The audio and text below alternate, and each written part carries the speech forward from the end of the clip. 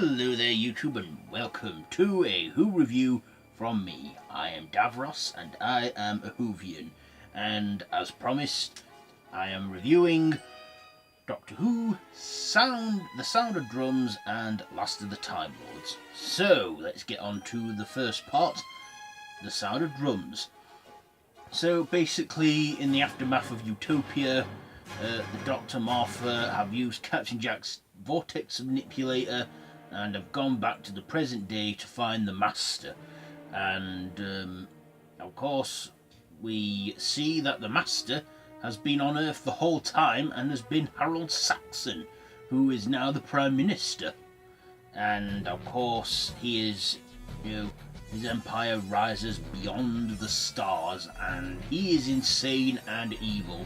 Makes the Doctor, Jack and Martha fugitives, and actually wins.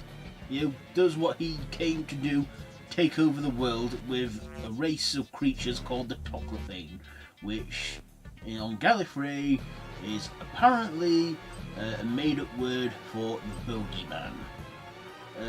So let's get on to my likes and dislikes about this episode. First of all, the likes. I just loved John Simm in this. He was absolutely bonkers. He was a raving lunatic. He loved what he was doing. He was just insane and evil. And yeah, I mean, it was definitely worth the whole build-up to it. I also liked, Daivd Tennant as always. And there was a scene where the Doctor and the Master are on the phone having a quick catch-up. I liked that scene because it did tie a few loose ends for me, like thinking, didn't the Master get sucked into the Eye of Harmony in the TV movie and all that? So I like that it covered that. Other things I liked John Barrowman and this is Captain Jack. I also liked Freema Agyeman as Martha Jones. And I liked the Toclophane. It was, we're thinking, what are those Toclophane made out of? For me, I just thought they were little robot things that the Master made. The Master also had a wife in this, Lucy Saxon, who was his companion, which I thought was okay. The Master wants to try, having a human companion, and I thought that was okay. I also enjoyed the music that was played in this too. I know I don't say that enough about the music in Doctor Who, but yeah, I love the Master's theme in this. That with the sound of drums, that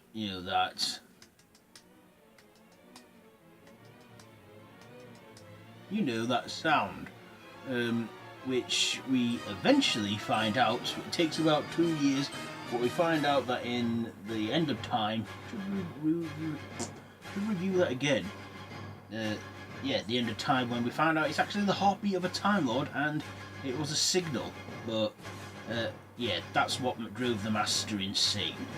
I also like the scene where the Doctor is explaining Galifrey, telling Martha there's a scene in it where we just see Galifrey, and I just like that scene. It was beautiful.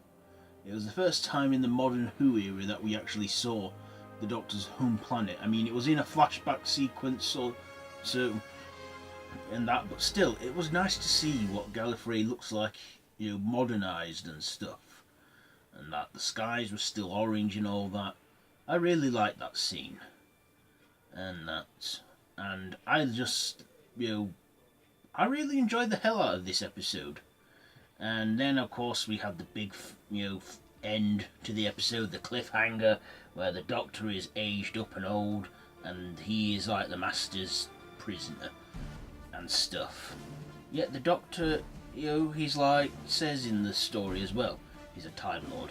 I'm not here to kill him, I'm here to save him, because they were the only two left. At the time, that was.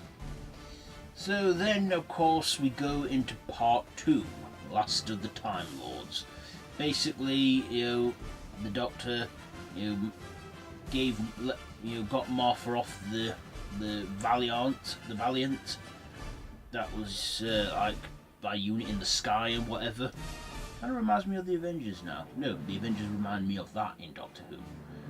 But we see the Master still as crazy as ever. It's been a year since the whole events, and Martha has spent that entire time going around the world getting a weapon that could kill the Master stone dead. And of course she's been alerted and aware of the regeneration since then. So again, likes. I liked the story in this. I liked, how the Doctor was, still, being, friends with the Master and that and stuff. I just love John Simm's performance in this two-part, well, the second part of a three-part finale, parts 2 and 3. I love that. I also loved, the Doctor, how Martha spread the word and told everyone to believe in the Doctor and to hack into the Archangel network, because the Doctor, apparently he could sense the Master, but he couldn't because the Master blocked it out with the Archangel network. And of course, in the finale, the Doctor regains his youth again after being forced to age, and then at one point he literally becomes 900 and he's a tiny little old man. And of course, we then see him become young again because the Master's trying to force him to regenerate again, but refuses to. And then, next thing, the Doctor forgives him and that. So, dislikes. I should mention as well, dislikes on both of them. I can't really think of anything negative to say on the Sound of Drums, but one thing I did not like was when they killed the Master. I mean, it was sad for the Doctor because, he was, last of the Time Lords again, and he burnt the Master after that. And the Master, even though they were enemies, they were still friends deep down inside. I mean, there was a ring of the Master that fell on the grave, and a woman-like hand picked it up. But it were about a few years before we, before we dropped some sonic screwdriver, but before we found out what all that was. But actually, Russell T Davies kept that open in case anyone should want to pick it up. But of course, he ended up picking it up again. I also thought the ending of the episode Last of the Time Lords was a bit tacky. With the Titanic crashing in and that. I thought it was, tacky, but it quickly got resolved once we saw it on Christmas Day, 2007. But I do like that we got that time crash, that short minisode, which took place just after Series 3 ended. And my thoughts on that is, the reason why we didn't see that happen is because, time freezed when the two TARDISes collide. Time frozen, and it was like, we froze and everything. That's that is my theory on that. Time froze, and we just didn't see that until like the Children in Need minisode.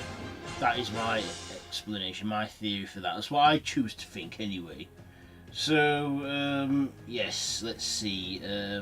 My final thoughts and ratings. So I enjoyed this these 2 episodes that were 2 of a 3-part finale. So yeah, so with all that being said, I liked it all and everything. So I'm a bit disappointed that John Simm never came back as a regular. Like Delgado and Anthony Ainley and Michelle Gomez. I don't think John Simm's Master got to come back as much as he should have. Because he was the perfect rival for Daivd Tennant. Like Delgado was for John Pertwee. Anyway, with all that being said, I'm going to give Doctor Who, The Sound of Drums and Last of the Time Lords. Do you know what? I thought this was probably the best finale so far from the modern era at the time when I watched it, and I loved it that much.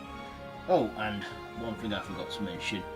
Captain Jack, he turned out to be the face of Bo, and I liked that touch it had to it. I mean, when Captain Jack said that, I was like, what? And I had to rewind that to make sure I heard that right, and watch it again to make sure I heard it right. And I'm thinking, no, You know, and just like the Doctor, I laughed, enjoyed, because I thought, that's him, the face of Bo. So yeah, that's another thing I liked about that. Okay, so final thoughts and ratings. Yeah, I'm gonna give Doctor Who, The Sound of Drums and Master of the Time Lords. Do you know what the hell? I'm giving it a 5 out of 5. So that has been my Who review on Doctor Who, The Sound of Drums and Master of the Time Lords. If you like this video, make sure to give it a big thumbs up, share with your friends, don't forget to subscribe to the channel if you haven't already, and hit that notification bell. All of my social media links are down below in the description, so till next time, run for your life.